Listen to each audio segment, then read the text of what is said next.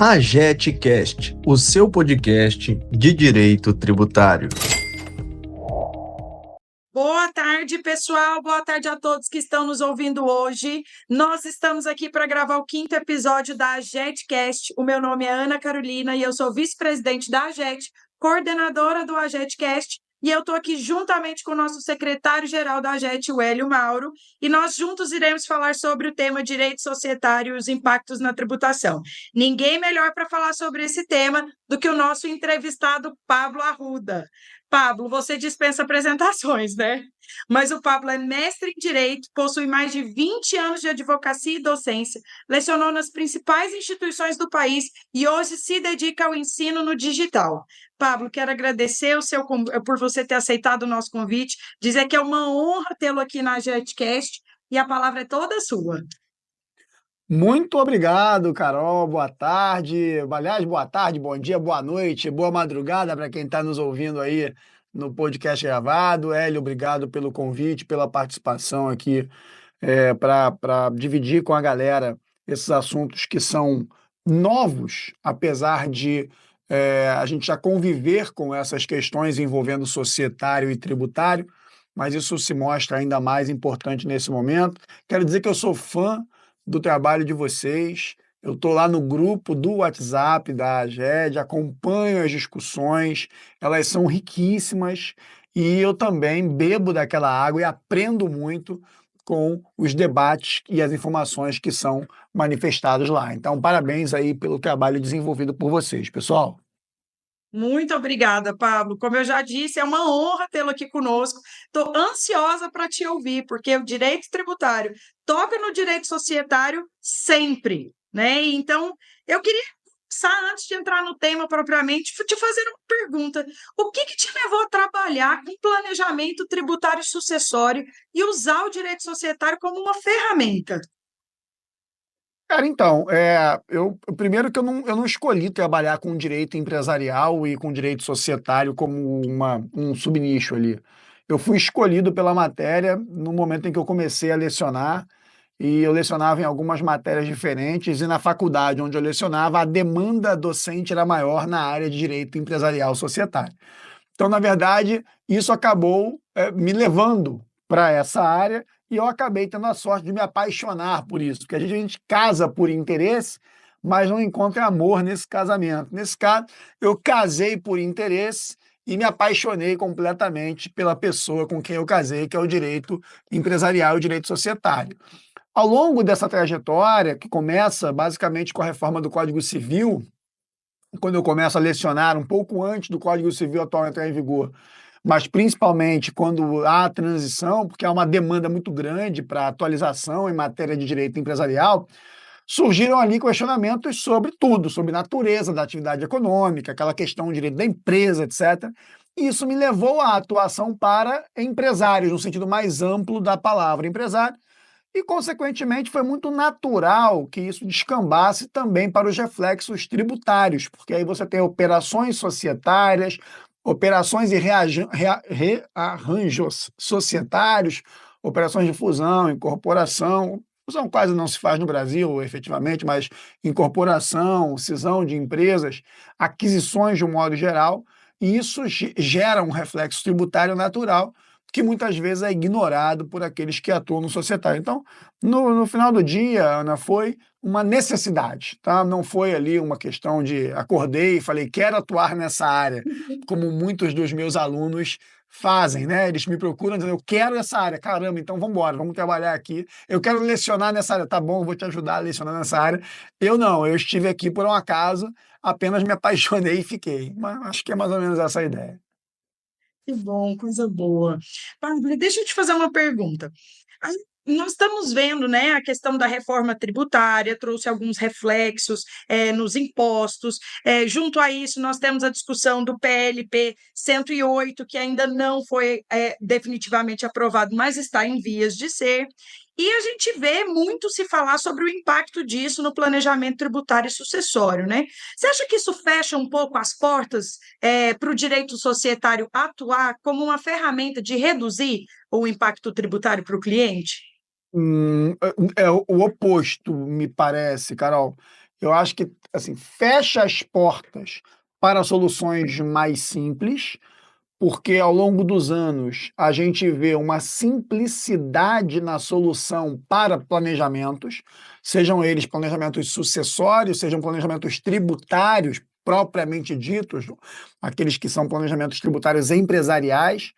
Então a gente vê um momento ali há 20 anos, há 25 anos, que tem soluções simplificadas e eficientes, atreladas à ineficiência legislativa e principalmente à ineficiência fiscalizatória. Então, quando a fiscalização é ineficiente, a solução, mesmo simples, mesmo sem muita qualidade, acaba sendo eficiente. É como uma zaga de um time de futebol ruim. Aquela zaga que o cara consegue, mesmo não jogando muito, jogando muito bem, passar por ela e fazer um gol. Eu enxergo mais ou menos isso há 20 anos. Ou seja, a gente tinha uma fiscalização mais branda, uma zaga mais furada, e aí os jogadores que não tão bons eram conseguiam avançar e atingir seus resultados. Isso fez, por exemplo, com que o planejamento sucessório ganhasse a dimensão e a amplitude que ganhou. É por isso que tem tanta gente hoje falando de holding, falando de planejamento, né? Aqui sem entrar no mérito especificamente sobre as ferramentas do planejamento. Mas é porque deu espaço para muita gente. Na medida em que a legislação aperta o cerco, que é o que está acontecendo com a reforma tributária, e as secretarias de Fazenda e da Receita Federal fazem isso também, ou seja, apertam o cerco, você passa a ter a necessidade de um atacante mais qualitativo para conseguir driblar isso e promover um resultado, ou seja, fazer um gol em matéria de economia tributária, no que eu gosto de chamar de não menor tributação, mas melhor tributação. Me agrada muito mais falar em melhor tributação, porque nem sempre a menor tributação paga é a melhor, porque às vezes as consequências são muito funestas. Eu não posso arriscar 34 para economizar 3, que é o que muita gente faz.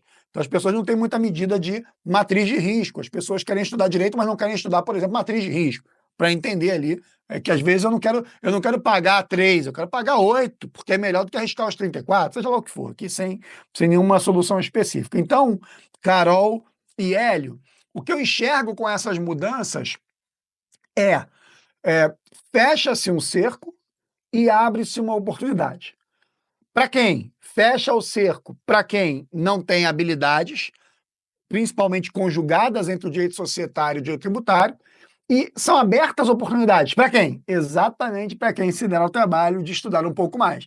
Então a gente vai ter uma seleção natural, um negócio meio Darwin aqui, a partir do ano de 2025, como eu narrei no ano passado, nas palestras que eu dei ao longo do ano de 2024, falando sobre a migração do período da euforia do planejamento sucessório para a terceira fase do planejamento sucessório, que é a fase da lapidação. Então, nós vivemos a fase do desbravamento, quando a gente começou lá há 20 e poucos anos, a gente teve a fase da euforia, principalmente pós-pandêmica, e a gente agora tem a fase da lapidação. Vai morrer um montão de espermatozoide ineficiente em matéria de entrega de conteúdo jurídico para o planejamento sucessório e para o planejamento tributário.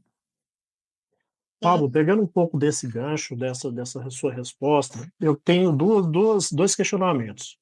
O primeiro foge um pouco do nosso script aqui, e eu queria perguntar para você se, na sua visão, se muitas das holdings já constituídas vão ter que passar necessariamente por um processo de revisão, né, tanto societário quanto tributário, e como os advogados, né, os operadores, vão ter que proceder em relação a isso, e como o direito societário, né, os contratos societários, todos esses rearranjos societários vão ser instrumentos para os advogados, para quem já está trabalhando na área. O outro questionamento é em relação à integralização de bens a valor de mercado nas holdings, né? Eu queria que você falasse um pouco da tão famosa da imunidade da ITBI na integralização das holdings, né? Essa é uma pergunta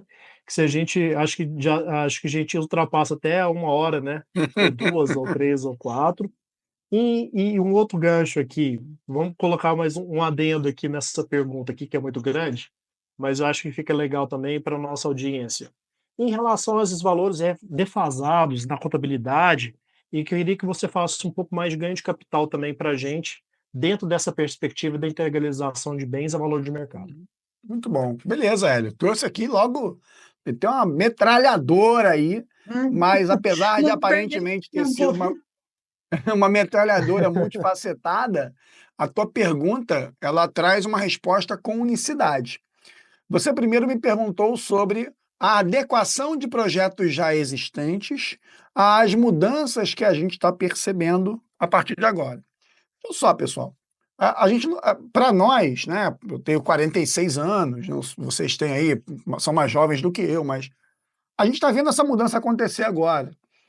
Quantas outras mudanças em matéria tributária nós já tivemos? Por exemplo, hoje nós temos a distribuição de dividendos isenta. E temos um fantasma da reforma da renda anunciando a possibilidade da tributação da renda. Tivemos um anúncio no final do ano em relação a ter a alíquota efetiva mínima de imposto de renda na pessoa física, independente da renda ser tributável ou não, né, num anúncio ali de que haveria uma alíquota mínima de 10%. Então, se o Pablo tem 90% da receita de dividendos, 10% de renda tributável, e isso me geraria uma alíquota efetiva de 6%, por exemplo, do que eu pago de IR, eu teria que complementar para gerar uma alíquota mínima de 10%. Tudo isso é fantasma entre nós. Mas muita gente esquece, ou talvez nunca tenha sabido disso, que nós já tivemos dividendos tributados no Brasil. As pessoas precisam entender que isso já foi uma realidade e que muda. Então, pensa o seguinte, quando você tinha dividendos tributados, as pessoas estruturavam suas relações jurídico-societárias tributárias de um jeito. Quando vem a mudança, o que as pessoas fizeram? Adequaram.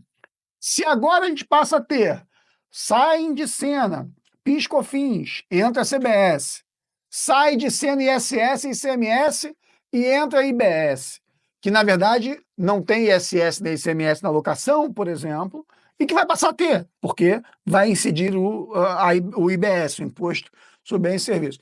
Claro que nós vamos ter que gerar adequações. Então, a resposta genérica que eu te dou, Hélio, óbvio que todas as estruturas societárias, tributárias, terão que passar por uma revisão. Eu não tenho nenhuma dúvida de todas. Ainda que você passe por uma revisão e não altere nada. Mas elas vão demandar uma revisão. Cara, pensa na oportunidade de negócio que isso gera, meu irmão. Quer dizer o seguinte, eu vou revisar você, eu vou olhar para você, pode ser que não mude nada, mas você precisa ser analisado, porque tudo mudou. Então, cara... Parece que nós temos que ficar lembrando os advogados, nós trabalhamos geralmente com problemas, né? Sim, e na verdade, é igual check-up, né? Semana passada eu fui, por exemplo, no meu cardiologista, eu não tenho nenhum problema cardíaco, mas ele é um médico da minha família e tal. Eu fui lá para ele dizer que tá tudo bem. Mas eu fui lá, pô, para eu saber se tá tudo bem. Porque entre a última vez que eu fui e a vez que eu fui semana passada, pode ter mudado alguma coisa. A minha alimentação... Há uma diferença muito grande entre o médico e o advogado, né? O advogado, ele sempre é demandado quando tem um problema. O sim do advogado é ótimo, e o sim do médico é melhor ainda, né? Exatamente, só que a gente tem que fazer o nosso cliente entender que fazer check-up é importante. E a reforma tributária ajuda a ele entender essa necessidade. Mesmo que no final se diga, você não tem nada a ser modificado, como o meu médico me disse, está tudo bem com você. Então, porque o cliente tem a mania de achar que só há serviço se você executar alguma coisa. E nem sempre, né? Às vezes o serviço é exatamente dizer que está tudo bem. Então, esse é um ponto. Perfeito. O segundo ponto é, cara, quando você conecta a tua pergunta sobre a necessidade de adequação, vou dar um exemplo rápido, tá?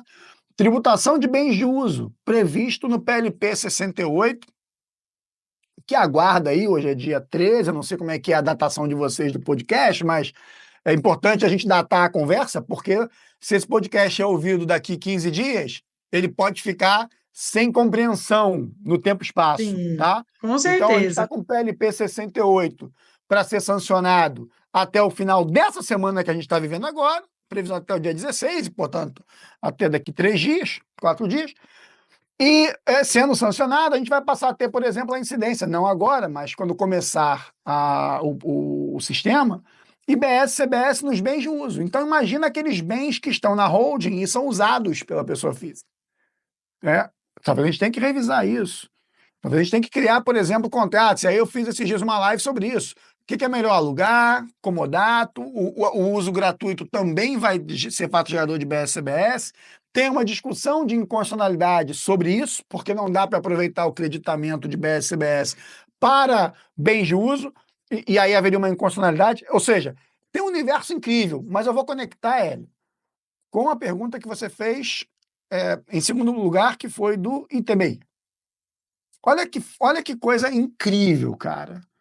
A gente está em pleno 2025 discutindo imunidade TBI.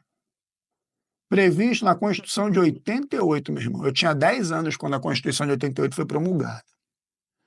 A gente não entendeu, 36 anos depois, essa porra da imunidade TBI. A gente não entendeu isso até agora. Quando eu digo a gente, não necessariamente é o Pablo, a Ana, o Hélio, os membros da GED. A gente que eu digo é o nosso sistema, é segurança jurídica. Então eu vou pedir uma imunidade, vai ter um estado, um município que vai me dar, vai ter outro município que vai me dar. Se eu judicializar, vai ter um TJ de um estado que vai me dar, tem um TJ de outro estado que não vai me dar. Você não tem segurança jurídica em relação a isso. A gente foi ter um tema repetitivo, relevante, que foi o tema 796, julgado em agosto de 2020, pô. Veja quantos anos depois da Constituição de 88. E que mais dúvidas trouxe do que respostas. Tributa a diferença. Que diferença se o tema 796 diz respeito a valores que são alocados em uma outra conta contábil que não capital social, que é a conta reserva? E que os municípios pegaram emprestado o tema e disseram não é a diferença para o valor de mercado. E nunca, naquele julgado, se tratou de valor de mercado. Nunca, em nenhum momento. Então, assim, o STF nos entrega um tema repetitivo, supostamente para dar estabilidade e segurança jurídica, e dá uma rasteira, porque faz com que os municípios leiam de um outro jeito que lhes é conveniente. E a gente agora vai discutir a tese filhote do tema 796, que está no tema 1348 do STF também, pautado esse ano, que é para discutir a não incidência do ITBI na integralização, mesmo quando a atividade da pessoa jurídica é imobiliária preponderantemente. E aí, Hélio, você pode depois desbravar um pouco mais os temas que eu levantei, eu estou só tentando conectar as tuas perguntas para dizer o seguinte, a gente vai experimentar mudanças nas estruturas existentes. Para onde? Sob qual solução? Aí a resposta que eu vou te dar é, a gente está quase 40 anos sem entender e mudar a TBI. As pessoas querem respostas hoje matemáticas para uma reforma tributária que está em nascimento, em gestação. E o que eu tenho certeza a gente não tem resposta para tudo isso. A gente tem muito mais dúvida do que resposta. O que a gente precisa o que eu posso fazer agora que me gere menor impacto amanhã, caso haja mudanças para esse caminho. Se eu sei, por exemplo, que vai tributar imóvel de uso, é melhor eu ter um contrato de locação ou comodato? Ou eu deixo os dois na manga e depois eu vejo qual é a conveniência, que é a orientação, por exemplo, que eu dei no meu escritório para os meus clientes e assim eu fiz também para os meus alunos e mentorados. Então, é isso. A gente vive muito mais dúvida. Quem ficar atrás de respostas e certezas não vai ganhar essa corrida. Quem for atrás de dúvidas vai ganhar a corrida. A dúvida hoje é mais importante do que a resposta, porque nós não temos resposta. Então, quem ficar procurando a resposta vai patinar e não vai encontrar porcaria nenhuma. Tá? As pessoas não querem estudar, elas querem respostas. Esse é o grande problema hoje. Falo pra caceta, né, irmão? Desculpa, viu, cara? Nossa, nós estamos aqui para te ouvir. Eu tô assim, é uma aula para mim, porque esse tema para mim eu acho fantástico falar sobre TBI, até porque a integralização de bens imóveis no capital social de uma empresa é uma das maiores formas de planejamento tributário e sucessório que é utilizado hoje. E todo rotina. Ninguém sabe se vai ser uma imunidade incondicionada, se vai ser uma imunidade condicionada. Alguns entendem que é necessário judicializar para ter a resposta, outros entendem que não. Então, assim, a gente ainda está nesse limbo, né? O negócio é que esse limbo está perdurando por tempo demais. Mas, Pablo, passando isso, eu quero te fazer outra pergunta. Ainda sobre o direito ou o direito societário como uma ferramenta, junto com essa reforma tributária, veio o PLP 108, tem aquela questão, né? Tira casaco, põe casaco, tira casaco, põe casaco, uma hora entra, uma hora sai, mas levantou uma discussão que já existia antes do PLP 108, que era a tributação sobre a distribuição desproporcional de lucros. Eu queria ouvir um pouco de você, porque essa discussão, apesar dela ter sido levantada novamente com o PLP 108, ela já existia. E eu queria entender um pouco a sua visão sobre esse assunto. Maravilha. Vamos lá. Primeiro lugar, esse assunto é um problema porque nós temos dois entes fiscais interessados em tributar distribuição desproporcional. Eu vou trabalhar aqui nesse minuto a distribuição desproporcional, mas o dispositivo que estava no PLP e saiu, felizmente, saiu do PLP, ele tratava mais do que distribuição desproporcional, ele tratava também dos atos societários iníquos, atos societários desiguais. E aí, qual é o grande ponto? O direito societário admite a distribuição desproporcional, está claríssimo isso, no Código Civil você tem previsão no 1007, quando diz lá que, salvo disposição em contrário, os sócios participam, né, na proporção de suas participações societárias. Muita gente fala que não existe distribuição desproporcional em SA, eu não sei de onde tiraram isso, repetem isso 1000 vezes. E assim, existe distribuição desproporcional em SA, a única diferença é que nela você precisa estabilizar isso através de ações preferenciais. Então, diferente do que acontece numa limitada, em que você pode ter uma cláusula de distribuição desproporcional e adequar isso de acordo com a conveniência relacional, né, das relações comerciais, na SA você acaba tendo que ter um vínculo ao tipo de ação que o sujeito detém, mas que sim se admite distribuição desproporcional, a diferença é só através das classes de ações. Então, para o direito societário, nós não temos nenhum problema. O problema é que a licitude disso no direito societário não significa necessariamente uma não incidência tributária. Aí é o que eu falo, tem muita gente que confunde isso. Excelente. Como é que pode tributar se o Código Civil admite a distribuição desproporcional? Mas, meu filho, o cara não está te punindo, não. Ele não está te prendendo por tráfico de entorpecente, meu irmão. Ele está dizendo só o seguinte, essa operação existe e ela é tributada. Eu não posso doar? Posso. E não tributa a doação? Tributa. Então, a primeira coisa não estou dizendo que tem que tributar a distribuição desproporcional, não, tá, Ana? Tá, Hélio? Eu estou só dizendo o seguinte: a alegação de licitude societária não é sinônimo de não incidência tributária, porra, é isso. Tá? Então, é lícita a distribuição desproporcional sob o aspecto societário. Bom, sobre a tributação, a Receita Federal muitas vezes entende que a distribuição desproporcional de dividendos é renda tributável. É uma forma de você entregar renda sem tributar. Tá? E, assim, eu tive o prazer de dar a aula de pós-graduação para a DEMAC, da Delegacia de Maiores Contribuintes da Receita Federal, lá em Belo Horizonte, uma pós-graduação da FGV, da Fundação Getúlio Vargas, que foi encomendada pela Receita Federal, e eu dei 2 aulas de societário lá, e os auditores e delegados da Receita na DEMAC são, assim, uníssonos, eles se incomodam demais com a distribuição desproporcional. E repare, você me perguntou sobre Fazenda Estadual, sobre TCMD, e eu estou te trazendo uma outra coisa, que é olhar o seguinte, cara, eu tenho a grana, você é chefe de cozinha, bora montar um restaurante?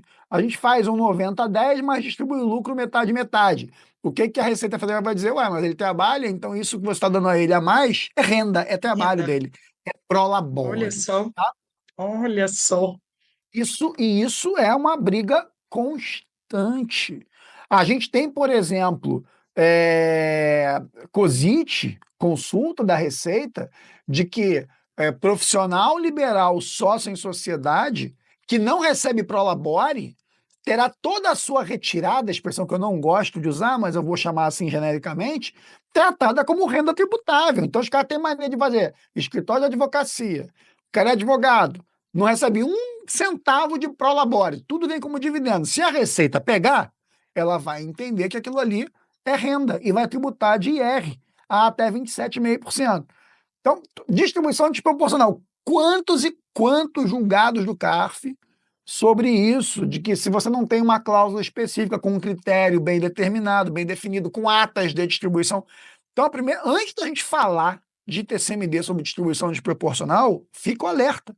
A Receita Federal tem a tendência de entender como renda.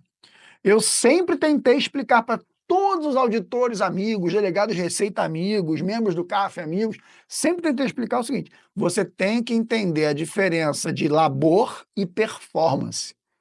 Labor é uma coisa, performance é outra. Eu posso, por exemplo, ter labor para gravar uma publicidade para alguém.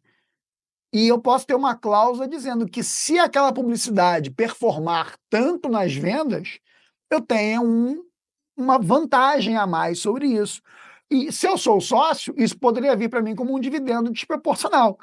Por isso, uma dica que eu dou: procurem atrelar distribuição desproporcional à performance e distanciem-se de atribuir a isso, labor, porque senão você está um problema com a Receita Federal. Dito isso, Aniélio, PLP 108 previa que relações societárias iníquas, desiguais, dentre as quais a distribuição desproporcional, seriam fato gerador para a ITCMD. E aí também é um outro problema, porque se você atrela a labor, não teria como ser ITCMD, porque haveria uma onerosidade. Então, Sim. Onde há onerosidade, não pode ter ITCMD. Então, se você atribui o dividendo desproporcional a labor, você foge do ITCMD. Mas você cai onde? No IR, que é mais caro, que é bem mais caro. Uhum. E se você não atribui a nada, então a Fazenda Estadual tende a querer tributar de ITCMD. No final do dia, o que eu digo é vincular a performance faz com que não seja nem labor, nem gratuito. É o caminho ideal para você enxergar a melhor maneira de fugir dos dois. Tomar muito cuidado com o meio do caminho. Para nossa felicidade, o dispositivo do PLP 108, que tratava como fato gerador de TCMD, caiu. Ele não passou. Então, hoje, o projeto em tramitação, que deve ser votado depois do Carnaval, porque é a minha crença aqui sobre análise política, tá bom? A gente vai ter agora, no começo de fevereiro, eleição de presidência de Câmara e de Senado, tem votação de orçamento, aí, meu irmão, acabou fevereiro, vem Carnaval. Então, eu não estou estimando que a pauta do PLP 108 fique para março. Então, em princípio, não vai estar no PLP. Isso afasta a possibilidade das fazendas cobrarem, Ana? Não. As fazendas estaduais vão continuar cobrando quando entenderem que a distribuição é um ato de mero gracejo, é um ato benevolente, é um ato desgarrado de qualquer onerosidade. E aí, Pablo, eu quero te fazer uma pergunta mais prática mesmo. Com relação a essa questão da distribuição desproporcional, existem, né, questões que falam que para que se faça a distribuição desproporcional é necessário ter uma previsão no contrato social. Essa questão do labor, você acha que é interessante colocar em algum documento assim, como contrato social ou um acordo de sócios, algo nesse sentido, para já deixar isso costurado e vinculado e desvinculado da tributação, no caso? Cara, em primeiro lugar, previsão no contrato social é o mínimo se você não quiser tomar pau da Receita Federal. Segundo lugar, métrica que leva a essa distribuição desproporcional, que pode ser absolutamente pré-fixada, portanto flat. A relação é 90-10, mas a distribuição vai ser 60-40, sei lá. Ou variável, ela pode ser variável de acordo com critérios que vão ser apurados na constância. A advocacia é o ambiente mais fácil de entender isso, porque tem a atuação do advogado naquele caso, ou naquela atenção ao cliente, naquele processo, naquele procedimento, naquele projeto, mesmo que extrajudicial. Isso fica super nítido. Daí a lógica de performance, entendeu, Ana? Então, assim, para você Perfeito. trabalhar, eu te dou no meu escritório, todos os advogados têm pró-labore, do que se recolhe INSS e IR. Todos. Pró-labore. Então, o pró-labore acordou, trabalhou, dormiu. Pró-labore. Aí a gente tem uma distribuição fixa, mínima de dividendos por antiguidade. Então, de acordo com a senioridade do advogado ou da advogada, ele tem lá uma distribuição mínima de dividendos, sempre atrelado à necessidade de ter gerado resultado contábil, né, cara? Que se não tiver lucro para que eu justifique aquilo. Então, se o cara é júnior, ele tem um dividendo mínimo de tanto, se ele é sênior, tanto, tá? E tem a distribuição desproporcional variável, que está atrelada à vinculação do sujeito naquele projeto. Porque a vinculação dele aumenta a performance do escritório. E aí sempre a Perfeito. coisa de performar. Agora, às vezes, você precisa atrelar algumas entregas que são próximas da lógica de labor. O cara tem que cumprir um horário, se você colocar isso num contrato social ou num documento exibível à Receita, você vai ter um problema. Então, isso é um lugar muito bom para estar num acordo de sócios não publicizável, por exemplo. São os entregáveis, as expectativas atreladas àquela distribuição desproporcional. Ótimo. Pablo, seguindo aqui, eu queria te fazer uma pergunta em relação à elaboração de holdings e a escolha do tipo societário, sociedade anônima ou limitada, e eu queria que você falasse um pouco do impacto tributário nessa escolha. Maravilha. Primeira coisa, sociedade simples pura sai de cena, não me venham com simples pura. Eu vejo algumas pessoas na internet falando em sociedade civil imobiliária, vendendo curso e tal, que não é holding, é sociedade civil. Sociedade civil não existe desde que o Código Civil entrou em vigor em janeiro de 2003, né? Então tomem muito cuidado com gente que diz assim, não é holding, é sociedade civil imobiliária. Esquece esse troço, não existe mais sociedade civil. E o tipo societário que substituiu a simples pura é ruim para a gente, apesar de, sob a ótica da teoria da empresa, as holdings terem uma tendência de não empresariedade, a teoria da empresa respira por aparelhos e a gente fica muito mais feliz se vinculando a um registro em junta comercial do que em RCPJ, o Cartório de Registro Civil de Pessoas Jurídicas, porque a gente tem nas juntas as instruções normativas do DREI, recorribilidade ao DREI, etc. Então, fugindo de simples pura, restam para nós limitada, empresarial, claro, e SA. No aspecto tributário, existem pequenas diferenças que podem te levar para uma ou outra escolha. Por exemplo, a flexibilidade da limitada quanto à distribuição desproporcional. E o endurecimento quanto à SA, que nos obriga a ter o vínculo à classe acionária. Esse é um ponto. Segundo ponto na limitada, toda a integralização com ágio vai gerar tributação de imposto de renda e CSLL na sociedade. Então, o ágio é tributado na limitada. Há uma legião que defende que não, mas essa legião que defende que não está atrelada simplesmente ao seu desejo, ao seu universo, ao seu micro-universo. E pautada simplesmente na ausência de cases. Mas a ausência de cases é porque toda a comunidade com raciocínio mínimo para societário tributário sabe que não se usa ágio na integralização de cotas de uma limitada, sob pena de tomar 34% na cabeça. Então, isso é um ponto. A SA, quando no lucro real, admite o ágio na integralização de capital. A SA, quando no lucro real. O grande problema é encontrar vantagem no lucro real. Esse é o ponto. Encontrar lógica no lucro real para as atividades de planejamento sucessório, ou seja, holding de participações, imobiliária e tal. Você não vai encontrar razão de ser para isso. O que eu enxergo um pouco hoje, Eliana, é que o cerco apertado das secretarias de Fazenda Estadual e suas leis, usando principalmente a junta comercial como fiscal,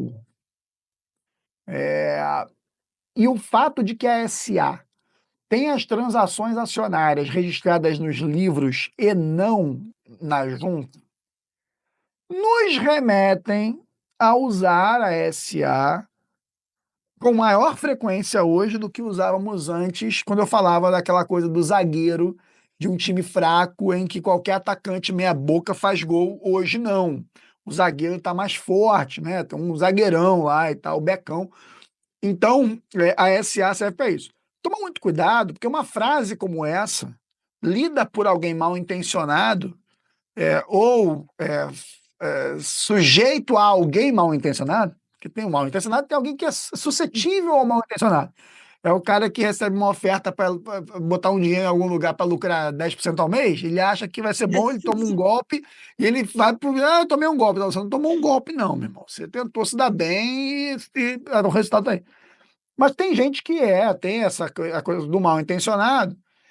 Então tem muita gente que diz que a SA é o melhor caminho para você fazer acontecer planejamento sucessório, porque com a SA não paga imposto. Então eu já vi escritório de advocacia patrocinando na internet, dizendo, olha, com a SA você não paga ITCMD, né? Você faz tudo escondido. Tem gente falando que é um negócio invisível, um castelo que é invisível e tal.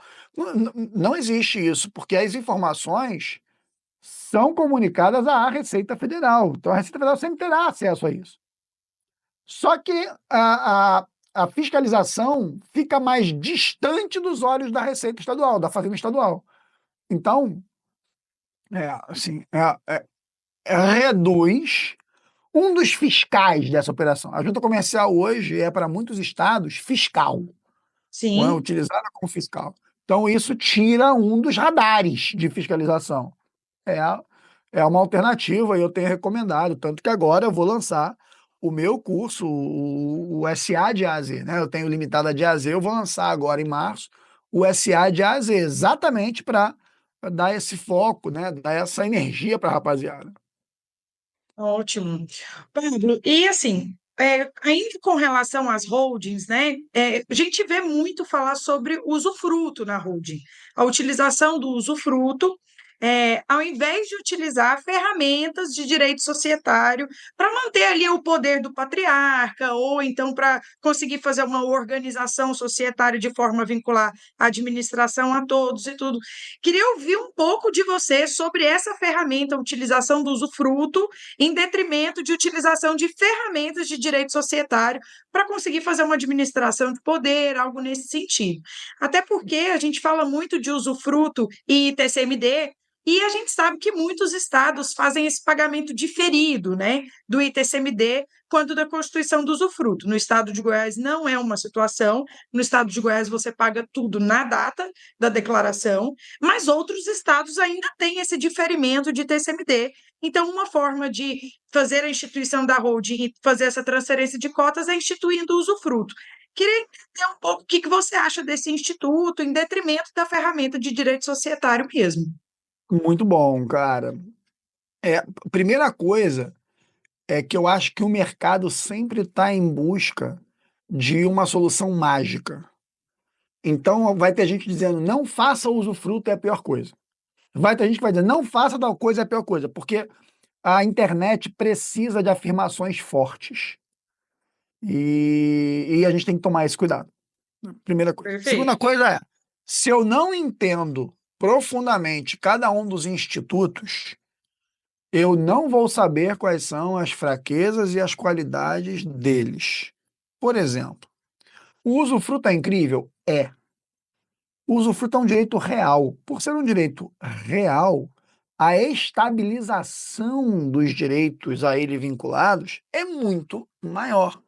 Porque os direitos reais têm essa característica. Os princípios aplicados aos direitos reais são muito mais fortes do que aqueles atrelados aos direitos pessoais.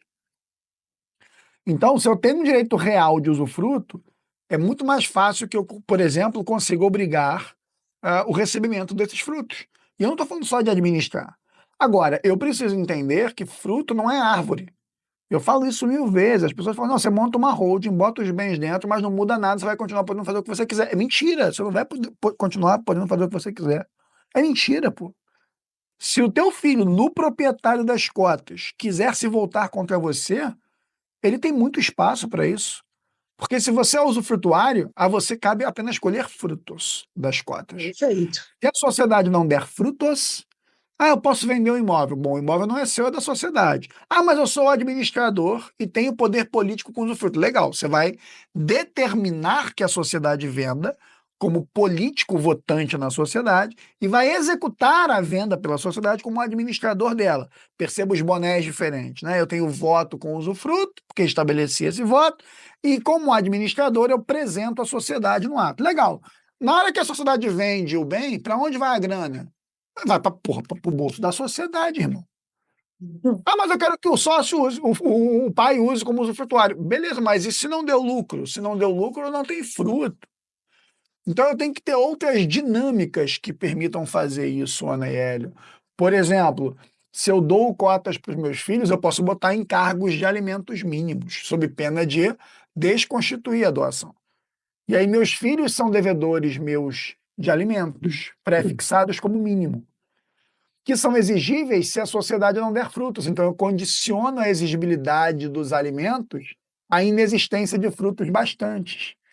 Se os frutos não forem bastantes, eu posso, como administrador da sociedade, fazer com que ela aliene bens para que eu possa me satisfazer. Mas, o dever de alimento não é dos filhos? Sim, mas eu posso colocar a sociedade como garantidora, fiadora dos frutos.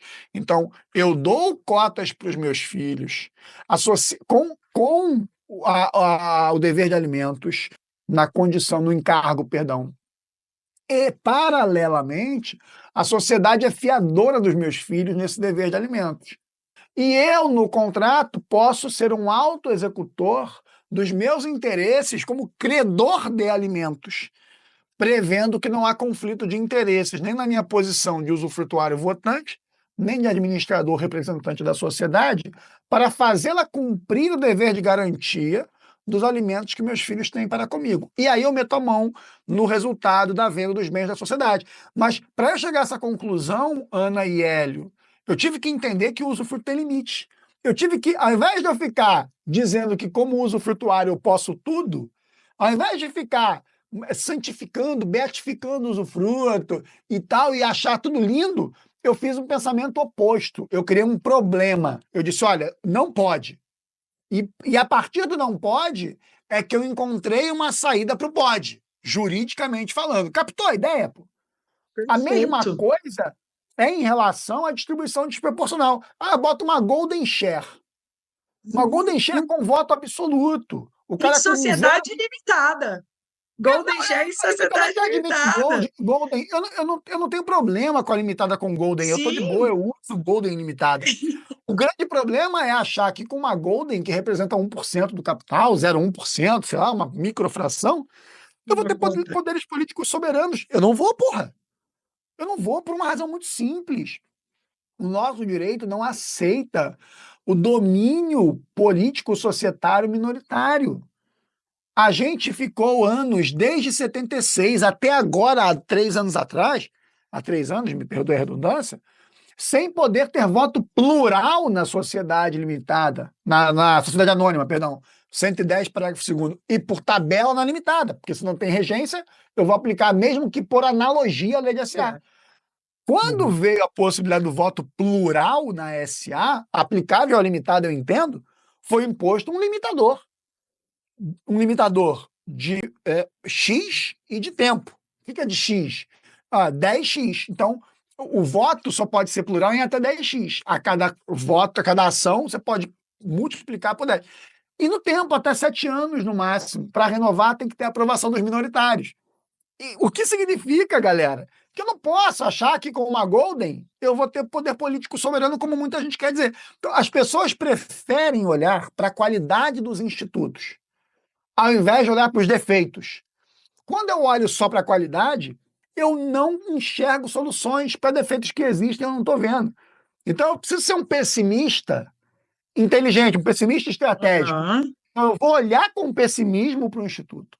Ao olhar com pessimismo, eu vou encontrar os meus limites e eu vou encontrar, talvez, maneiras de superá-los com outros institutos jurídicos. Então, respondendo, os arranjos societários são incríveis. O usufruto também. Ambos têm seus limites.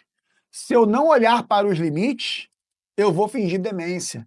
E na hora que a porrada vier, o judiciário não vai segurar. Então a gente tem um precedente importantíssimo no STJ, importantíssimo, invalidando uma operação societária em planejamento sucessório envolvendo holding por abuso de poder do usufrutuário, do pai. E é um julgado incrível, cheio de detalhes. Um golpe dado na ex-mulher. E é uma história maior, eu conto isso no meu curso. Então, as pessoas acham que não, que isso não acontece. É porque só vai acontecer quando explodir. E aí, quando explode, aqueles institutos não servem. Então, assim, a lei da liberdade econômica diz que no direito empresarial nós temos liberdade até mesmo de pactuar contra a legem. É verdade, artigo 3º, inciso 8 da LLE. Do cacete, meu irmão, me deram uma liberdade incrível. Beleza, mas qual é a condição para essa liberdade? Paridade. Mas a paridade é presumida nas relações empresariais. Mas a presunção é relativa. Então, se eu tenho uma relação empresarial paritária, eu tenho liberdade de contratar até contra a legem.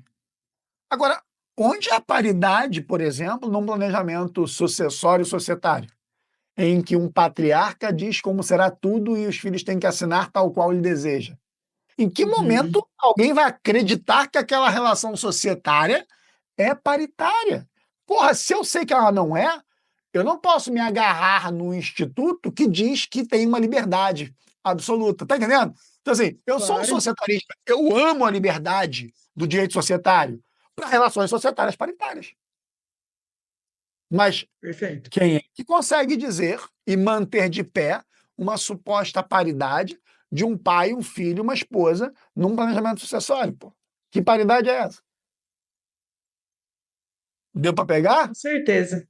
Ou seja, Então, eu falei mal do usufruto e eu falei mal do direito societário. De modo que nenhum dos dois são plenamente incríveis, nem nenhum dos dois são plenamente abomináveis. Eu só preciso enxergar os limites para que eu possa, então, tratá-los com mais seriedade. É bem a ideia que não existe fórmula pronta, nem no direito, e quanto menos nos planejamentos sucessórios tributários. Perfeito. E cada vez mais será assim. E chegando nessa fase do nosso podcast, e jogando também o balde de água fria, né? Porque todo se acha que se encaixa na holding. Pablo, a holding é para todo mundo? Vale a tributação e vale o custo? Não, isso é uma bobagem, uma imbecilidade. Isso é uma imbecilidade. No ano passado, defendi, inclusive, que a dualidade de pensamentos que a fase da euforia no planejamento gerou, lembrando que a gente tem 3 fases do planejamento, a primeira fase do desbravamento, até 2015 a 20, e depois de 15 a 25, a gente tem a fase da euforia, né, em que todo mundo faz, é fácil, e copia e cola e tal. A gente parte agora para a fase da lapidação. Uma das características da fase da euforia foi essa dualidade de pensamentos. Algumas pessoas hiperlibertárias em relação a tudo pode, holding vale para tudo e tal, e algumas resistências, como a que eu plantei e me mantive e me mantenho, né, com essa mesma resistência aqui. Isso vai acabar, tá, Hélio? A coisa do holding sai para todo mundo. Eu vejo, por exemplo, patrocinados no Instagram com o mesmo discurso pré-PLP 68, pré-IBS, CBS, e os caras falando de alugar na holding e tal. Os caras não estão nem sabendo o que está acontecendo. Essa galera não vai ter nem mais espaço para gerar esse atrito.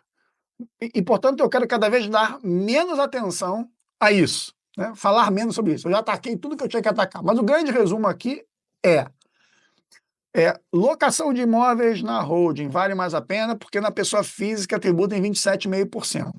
Mentira. Pessoa física não tributa 27,5%. Nenhuma pessoa física tributa isso. Você tem a fase inicial de isenção, você tem a parte de alíquotas menores e você tem as deduções que as pessoas físicas têm. Um homem médio que aluga 80 mil por mês de imóvel, que é coisa pra caceta, paga 20% de imposto. Não paga 27,5% de alíquota efetiva. Paga 20%, 22%. Claro, esse número é um número variável de acordo com as características. Quantas outras rendas ele tem tributáveis, que despesas dedutíveis ele tem. Mas a renda da pessoa física é tributada de acordo com fatores pessoais, individuais. Repito, de outras rendas tributárias versus despesas. Eu já fiz várias simulações que mostram isso. No sistema atual, antes da reforma IBS-CBS, é difícil você encontrar vantagem numa holding para aluguel de menos de 15 mil mensal de receita. É difícil. Juntando despesas para constituir e para manutenir uma empresa aberta.